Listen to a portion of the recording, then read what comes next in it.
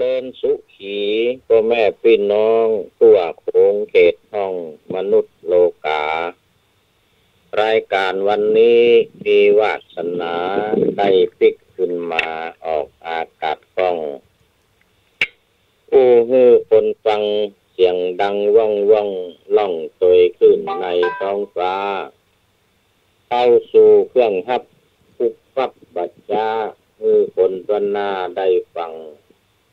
เป็นอริยธรรมสัจจังของพระพุทธังสัมพุทธเจ้าสัมพุทธเจ้าขอถวายความเคารพพระมหาเถระพระเถรานุเถระเจ้าคณะพระสังฆาธิการทั่วโลกขอเจริญพรท่านสาธุชนพุทธบริษัททั้งหลายวันนี้รายการเสียงธรรมกำจัดโควิดเสียงธรรมกำจัดโควิดก็ได้ปิกมาออกอากาศตามปกติทางสถานีวิทยุ 104.50 วัดฝ่ายหินตามปกติวันนี้ก็เป็นวันที่15มิถุนายนพุทธศักราช2563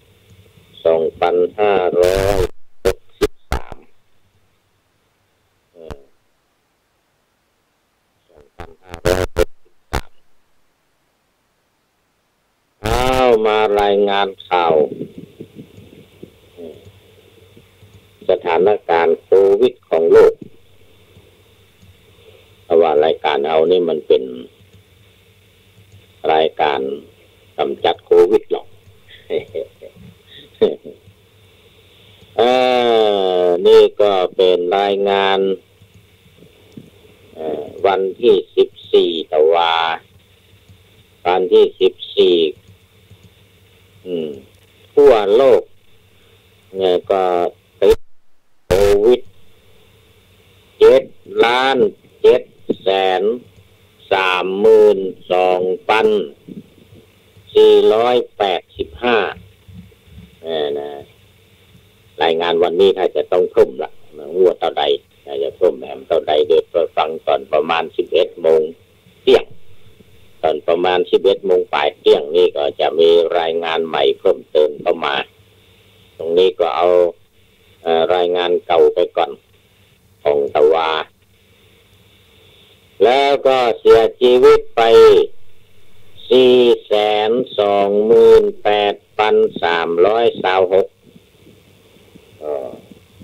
400,000 ปลายตายไป 400,000 ปลายเป็น7 ล้านปลายอันดับหนึ่งโอ้โหเหมือนเดิมสหรัฐอเมริกานี่เป็นแล้ว2,116,992เสียชีวิตมรณภาพไป 116,825 ปฏิทินเก่าเนี่ยว่า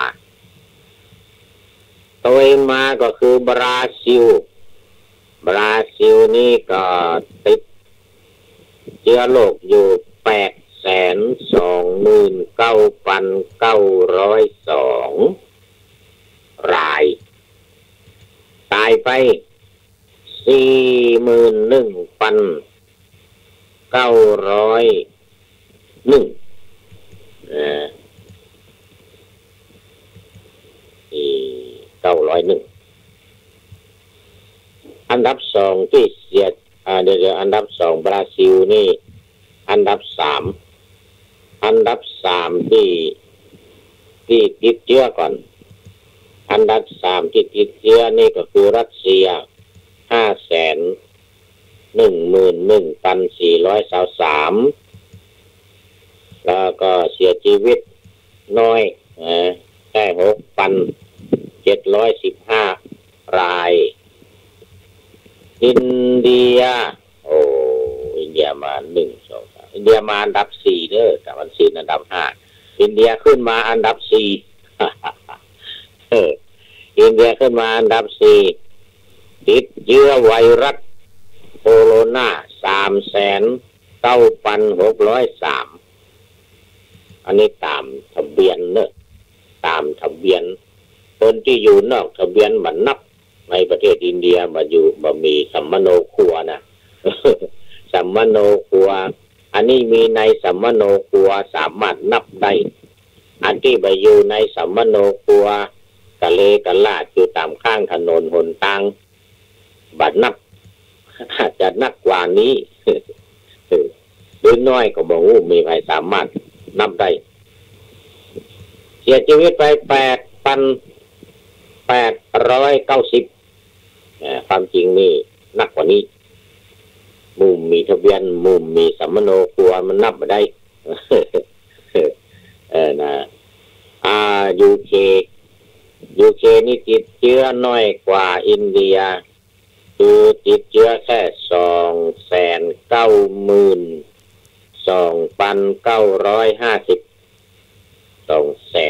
209,000มาได้อินเดียมัน300,000ปลายเนาะมรณะเสียชีวิตไปเป็นอันดับ3รองจากบราซิล41,481บราซิลมัน41,900หรออันนี้41,481รองจากบราซิลอันดับที่เสียชีวิตเนอะรองจากบราซิลอันดับที่ติดเชื้อรองจากบราซิลก็รัสเซียอินเดียแล้วก็มา UK เสียชีวิตก็อันดับ1สหรัฐอันดับ2บราซิลอันดับ3 UK UK กับสหรัฐอเมริการาชอาณาจักรที่ประเทศอังกฤษนะย่ามว่า UK แล้วก็อันดับ4ก็เป็นอินเดีย8,000 ปลายอันดับ5รัสเซียอันนี้บอกแล้วนะครับเขาเรียกว่าสายเป็นกับสายตาย สายเป็นกับสายตายอันสายเป็นคือสายติดเชื้อโคโรนานี่นะเรียงจากสหรัฐบราซิลรัสเซียอินเดีย UK ทีนี้สายตายเสียชีวิตก็เรียงจาก1สหรัฐ2บราซิล3อังกฤษ4อินเดีย5รัสเซียนี่มันปิ้นกันอย่างนี้มันปิ้นกันในระดับ3 4 5ปิ้นกันในระดับ3 4 5สถานการณ์โลกยังวางใจไว้ใจมาได้เตื้อทั่วโลกเดือนนี้ยังอาการหนักเพิ่มขึ้นติ๊กเพิ่มขึ้นติ๊ก7 ล้านฝ่ายอาจจะขึ้น8แล้วก็หมูวันนี้ต้องคอยฟังทำกรรม11 โมงนี่หูละ11 โมงฝ่ายนี่หูละ11 โมงก่อนเที่ยงนี่ละก็จะได้มารายงานวันพุธ ได้มารายงานวันพุธวันนี้เอาหมกที่ก่อนวันนี้เอาหมกที่ก่อนก็ยังเป็นที่วาดวันวิตกตกใจกันอยู่ทั่วโลกโดยเฉพาะในสหรัฐอเมริกาอาการหนักเดี๋ยวเปิดเอาเสียชีวิตไปเป็น110,000ติดเชื้อโรคไปเป็น2 ล้านในบรรดา7 ล้านนี่นะอเมริกาเข้าไป2 ล้านฝ่ายนอกนั้นก็เฉลี่ยกันไป5 ล้านฝ่ายเฉลี่ยกันไป ต่อไป5 ล้านฝ่ายก็เฉลี่ยกันไป5 ประเทศหลายประเทศทั้งในยุโรปทั้งในอเมริกาในรัสเซียในเอเชียออสเตรเลียแอฟริกานี่เบาหรือเปล่าแอฟริกานี่เบาหรือเปล่า เมริกาทวีปอเมริกาทั้งอเมริกาเหนือทั้งอเมริกากลางทั้งอเมริกาใต้พบอาการหนักหมดออสเตรเลียก็ลองลงมายุโรปลองลงมาถ้าเป็นทวีปนะยุโรปลองลงมาจากอเมริกาแล้วก็เอเชียลองลงมาจากยุโรปออสเตรเลียลองลงไปเป็นอันดับ4แอฟริกาทวีปแอฟริกาเป็นอันดับ5ทวีปทวีป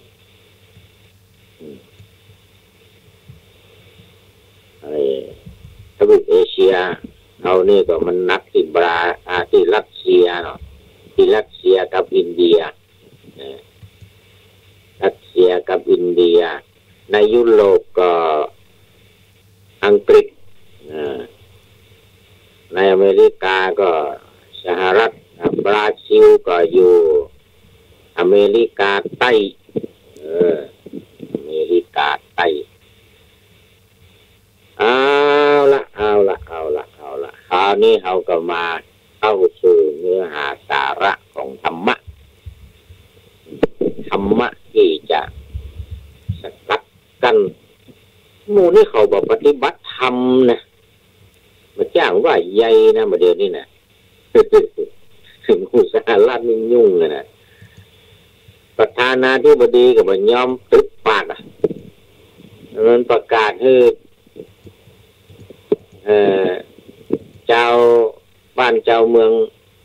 ใส่หน้ากากมันบาดใส่นักแค่เลยเพิ่งมันตายนักอ่ะ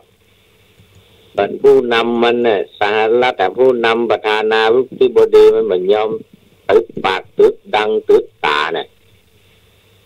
คนอื่นเป็นตึกตาตึกปากตึกดังมันประกาศมาได้ตอนแรกห้ามเหมือนซ้ำตอนแรกห้ามบนมือใส่กับพ้นเป็ดใส่กับหมู่หมอหมู่พยาบาลว่าตอนหลังมานี่ประกาศให้ใส่แต่ตัวเก่าบ่ใส่ผม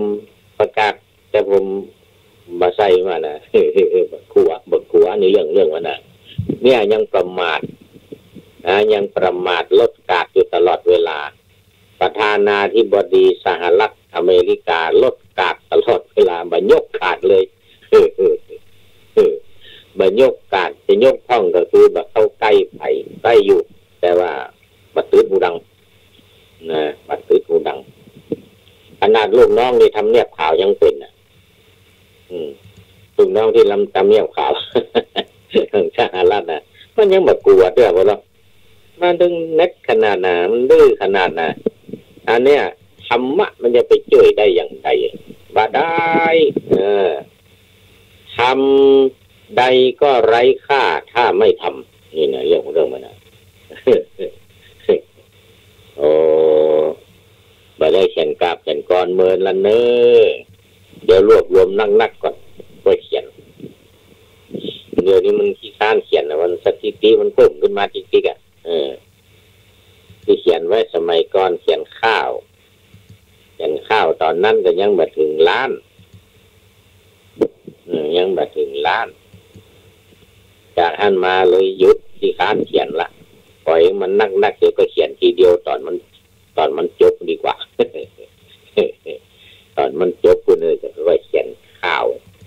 ส่งท้ายเป็นอนุสรณ์ไว้ในโลกว่าโคโรนานี้มีสถิติเท่าใดอีกก็พอละตอนนี้มาเขียนในที่ข้านเขียนที่ข้านเขียนที่ข้านอ่านเอามาว่านี่ก็พอกันนะไปเป็นวันไปก่อนว่าเป็นวันเตือนสติเขาใครฮื้อหมู่อเมริกาปฏิบัติธรรมนั่นเลยนะถ้ามันเอาธรรมะของพระพุทธเจ้าไปปฏิบัติจะสามารถกำจัดโควิดจะสามารถว่ามันเป็นเพิ่มเติมขึ้นมานะ ยิ่งมันมีประท้วงทำให้ดิสแตนซิ่งสแตนแซงทั้งหลายมาถ้าไปถามถึงล่นด้วยกันเป็นหมู่เป็นหมู่เผารถเผาบ้านเผา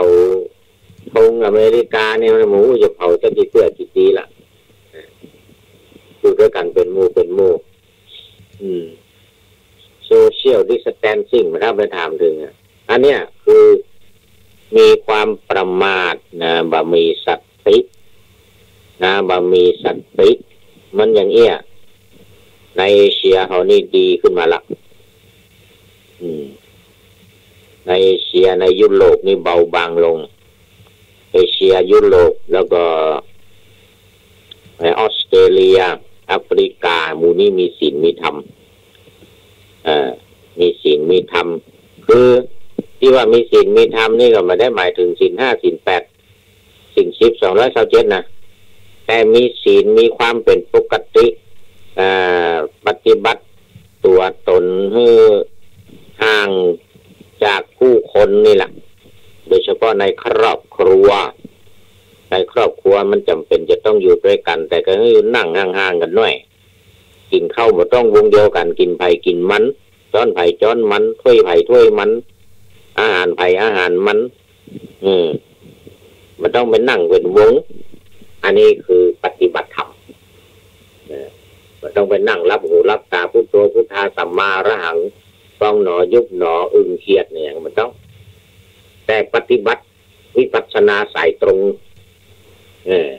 ปฏิบัติวิปัสสนาสายตรงเลยมันต้องรับหูรับตาอย่างละวิปัสสนาสายตรงนี่ก็คือว่าเอาธรรมะมาปฏิบัติเลยพิจารณาไปเลย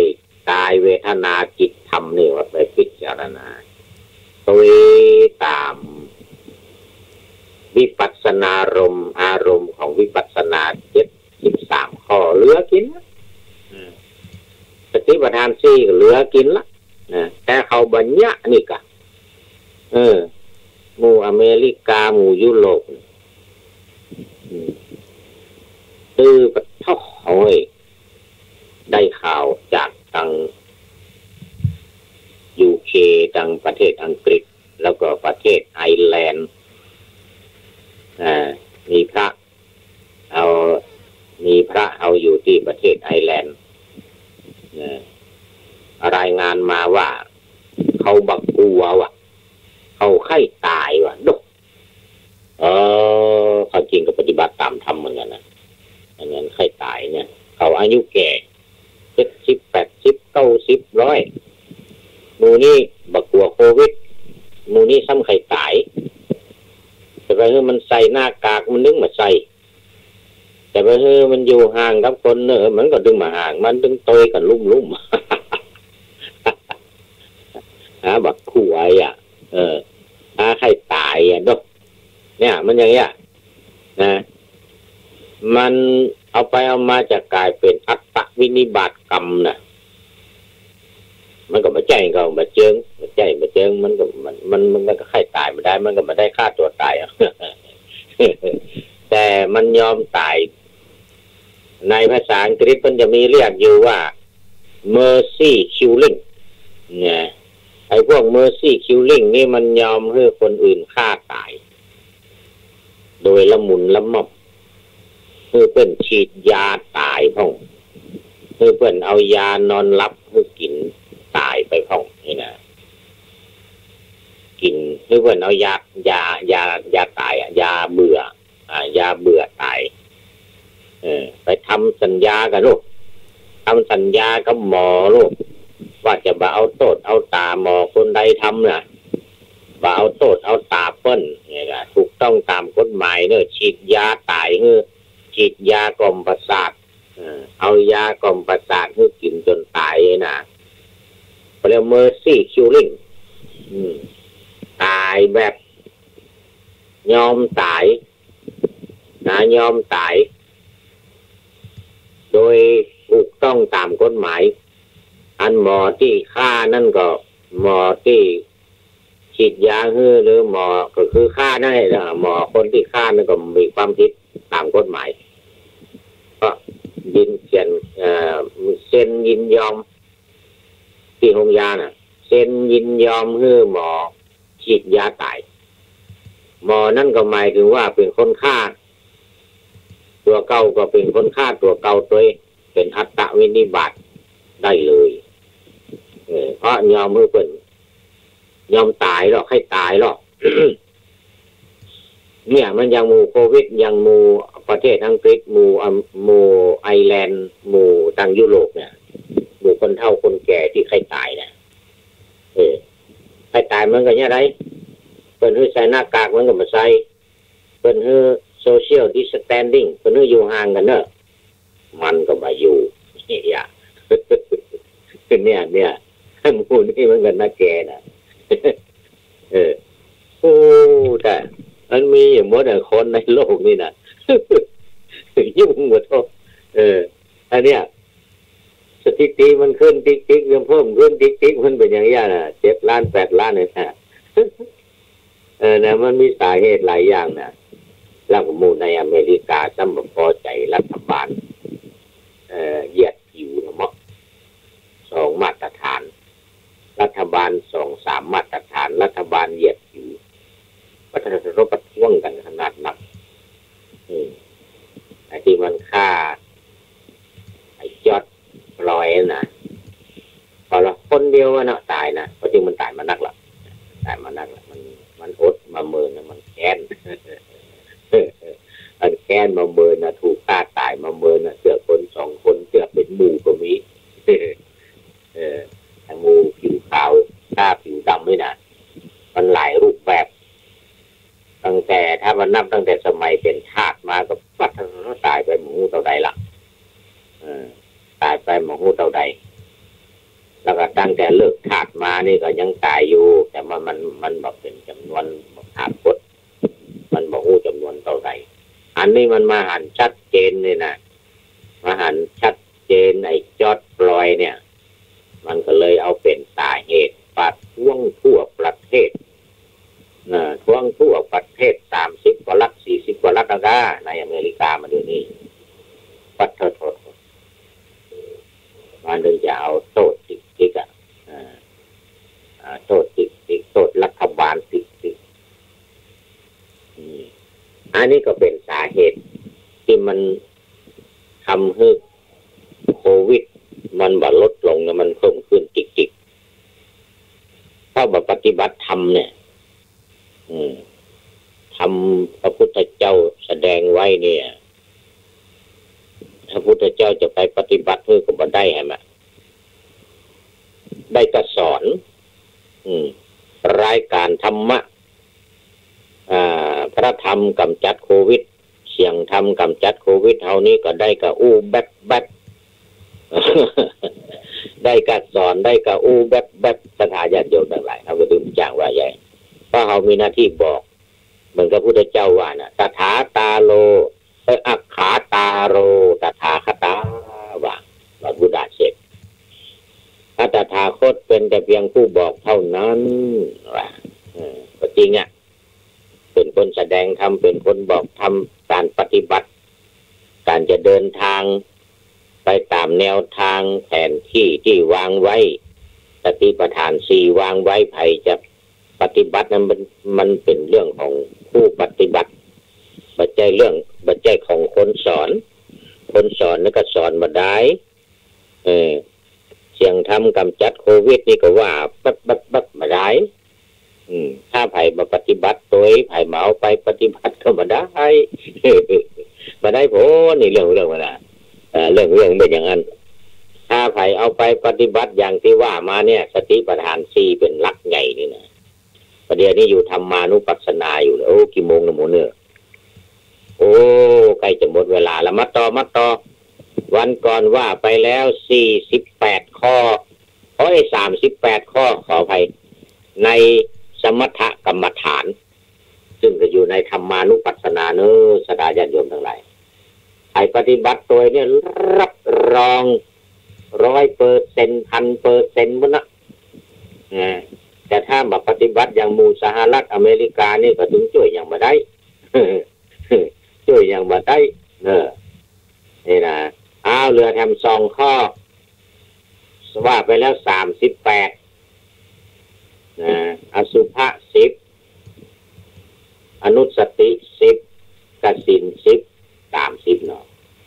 พรหมวิหาร4 34อรูป4 38วันนี้ข้อ39เนอะ39ข้อที่39นี้ก็คืออย่างเนี่ยอาหาเลปฏิกูลสัญญาก็อย่างนั้นนะรูป4ก็ว่าไปแล้วข้อเดียวเนี่ยข้อเดียวนี่ก็คือพิจารณาอาหารนะครับเนาะพิจารณาอาหารพิจารณาอาหารว่าเป็นของบสะอาดเป็นของสกปรกสกปรกตั้งแต่เวลาไปหาเอามาล่ะไปเสาะเอามาล่ะมันสกปรกนะเรื่องมานะ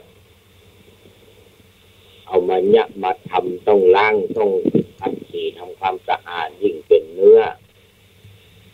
งูเนื้องัวเนื้อควายเนื้อป่าอย่างต่างๆทำให้เหม็นคาวโดยหำต่างหากอาหารพวกนี้นะถ้าเป็นอาหารเจเป็นผักไม่ใส่เกลือก็ยังแพนน้อยบะไข่สกปรกเท่าใดถ้าเป็นมังสะเป็นมังสะเป็นเนื้อทั้งหลายนี่โอ้มันถึงเน่าถึงเหม็นละไว้บัดได้เลยบัดล้างเวลาทำบัดล้างบัดทำความสะอาดบัดใส่แจ้น้ำต่างทับทิมก็บัดได้เลยมันเหม็นมันเน่าเหม็นคาวพอต้มมันยังสุกมาแล้วก็จึงกินได้เนาะบางหลายลาบซาลูเหล้าเหล้านิ่มใจเนาะลาบซาหมดเวลาได้ยินเสียงระฆังเหล้าเฮ้ยเอาข้อเดียวเนอะวันนี้อาหาเลปฏิกูลสัญญาอาหาเลปฏิกูลสัญญากำหนดหมายรู้อาหารว่าเป็นสิ่งสกปรกพิจารณาว่ามันเป็นสิ่งสกปรกเนอะนี่นะเนาะอาหาลังนี่ก็ได้อาหาเลปฏิกูลังก็ได้อาหาเลใครจะบริกรรมนะอาหาเลปฏิกูลังอาหาเลปฏิกูลังอาหาเลปฏิกูลังไปคือจิตสงบเนอะศรัทธาญาติโยมเมื่อจิตสงบแล้วจะเกิดปัญญาสามารถนำปัญญานั้นเป็นตัดกิเลสสังโยชน์ทั้งหลาย10ประการเสี่ยงไปหมดไปอย่างน้อย3ได้เป็นพระโสดาบันก็ยังดีก็จะปลอดภัยพ้นภัยโควิดทั้งหลายเข้ามาใกล้มาได้วันนี้ก็ขอปัจจุปัจจัยให้ทุกคนโดยเฉพาะผู้นำธรรมะไปปฏิบัติอยู่